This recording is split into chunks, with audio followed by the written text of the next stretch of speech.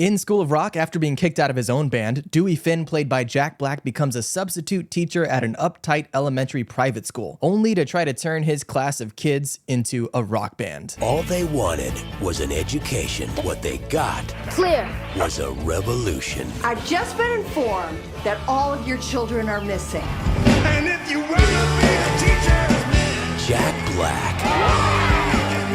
The School of Rock. What's up, my dude? Your friendly neighborhood Tony here, and in today's video, we're gonna try something a little new. Let's call it a Throwback Thursday. Every Thursday, for as long as you keep watching, we're gonna review and talk about a movie celebrating a major anniversary milestone. And on this Throwback Thursday, we're celebrating the 20th anniversary of School of Rock. So if you're not familiar with the way I like to review movies, I'm going to give you a bit of general info about the School of Rock, then I'll go into my thoughts on the movie overall, and since the School of Rock is available on Blu-ray, I'll also go over the picture and sound quality as well as all the special features that you get on the Blu-ray. And of course, I'll let you know which version to pick up yourself so that you know you're getting the best one. If that kind of thing sounds cool to you and you want to keep up to speed not only on all the new movies that are coming out, but also keep up to speed on some classics, make sure you subscribe. All right, so School of Rock was released in October of 2003, and yes, it is celebrating its 20th anniversary.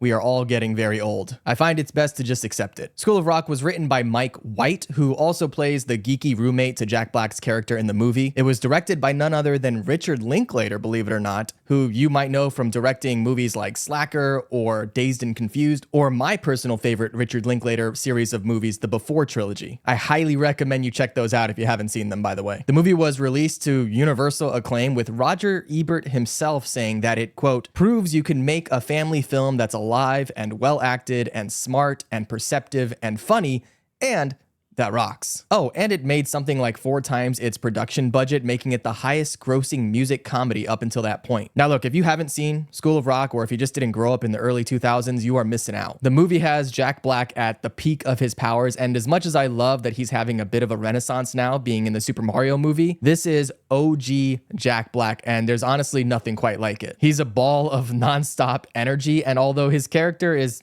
kind of a terrible person, he's somehow not obnoxious, and you really can't help but root for him the whole time. It's funny because the main villain of the movie, I should put in air quotes, villain, is Sarah Silverman's character. She plays the girlfriend of Jack Black's roommate, and you're supposed to hate her, but rewatching the movie as an adult, you realize that she was actually pretty much totally right the whole time, as much as it pains me to say that. The child actors in the movie are also surprisingly great. They're pretty much all actual musicians in real life, and it's really sweet to see that most of them have continued on in the music scene since the movie came out. They actually had a reunion concert a little while back that you can find here on YouTube, where everyone came back and performed together. Unfortunately, Kevin Clark, he's the kid that plays the drums in the movie, has passed away a couple years ago after being hit by a car while he was riding his bike. He was honestly my favorite character in the movie, and I'm really surprised that he didn't have more of a career in acting, because he definitely gave like a young Macaulay Culkin vibe, or I should probably say a cooler version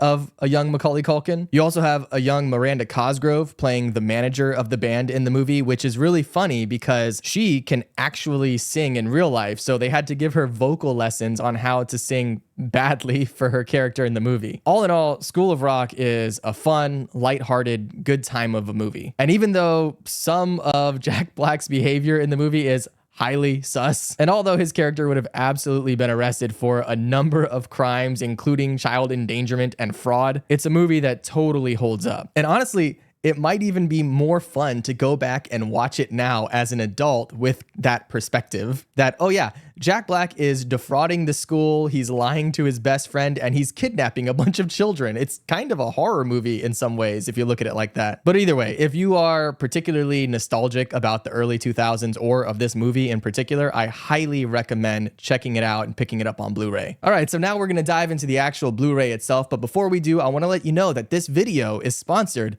by you. That's right, I'm just a tiny little channel here without any big corporate sponsors or anything like that, so just by watching these videos, you're really helping me out. If you want to be super dope though and show your support in the easiest possible way, do me a favor and click the little thumbs up button below the video. Click that and maybe leave a comment. Let me know your thoughts on School of Rock, or what's your favorite Jack Black movie of all time. You can also now join as a channel member if you want to support me financially, or just subscribe for free if you want to keep up to speed on all the new big movies coming out, as well as some throwbacks like this. So if you do, I appreciate it. All right, let's actually get into the Blu-ray itself. If you're looking to pick up School of Rock on Blu-ray, there's really only one to go with. The version I have here came out in 2012 and it's available on Amazon for about $10 or so. There's also a Steelbook version, but that's gonna run you double, and there's really no difference in the two except for, of course, the case. But if you're a diehard Steelbook collector, I'll link to both versions in the description box below to make sure that you get the best price on either. Also, if you use those links, it does help out the channel, so it's a win-win. Now, as I mentioned, this is really the only version you should consider picking up of School of Rock on physical media. The picture quality isn't going to blow you away necessarily, but it's definitely better than what you would have seen on the old DVD. The Blu-ray also has a 5.1 audio track, which although the surround sound speakers in this movie aren't going to do much for you here, the musical moments, the times where they're actually performing music, sound great, especially if you have a sound system set up. So yes, School of Rock for the picture and quality, I would say is definitely worth picking up on Blu-ray, especially over DVD. All right, so before we wrap up here, let's go ahead and get into the special features that you get on the Blu-ray, and there's actually a lot. First up, you have two separate commentary tracks. One is with Jack Black and Richard Linklater, the director, that I highly recommend you listen to. It's genuinely insightful and really funny. They both play off each other really well. The second commentary track, you can pretty much skip. It's a kids commentary with a bunch of the kids from the band, and they're basically just talking about how much fun they had shooting each scene. And I mean, it's honestly kind of a waste unless you're super nostalgic for those kids. I don't know, that's up to you. After that, there's a 25-minute long featurette called Lessons Learned in School of Rock. It's got a bunch of behind the scenes footage and interviews, and it's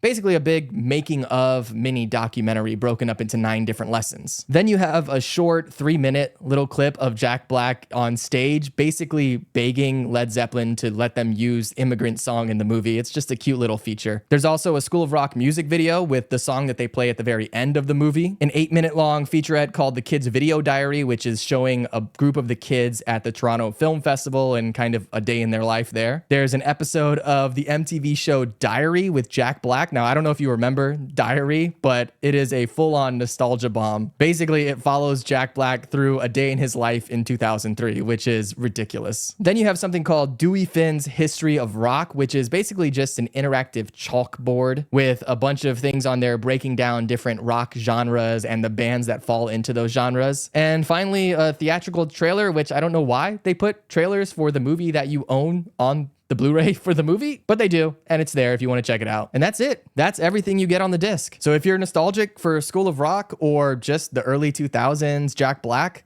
I highly recommend you pick this one up. Preferably, of course, using the links in the description box below. Now, there's not currently a 20th anniversary release of this movie. If that does come out in the next few days, I will make sure to pin a comment below, but I haven't heard anything about that coming out. So at this point, it looks like this is the version to get. And of course, if you like this kind of video, I really enjoy going back and looking at some classic movies that I grew up with. So definitely comment down below to let me know if you want to see more like this. And of course, if you want to keep up to speed on all the new big movies that are coming out in theaters and at home, make sure you subscribe. All right, my dude, I'll catch you in the next one.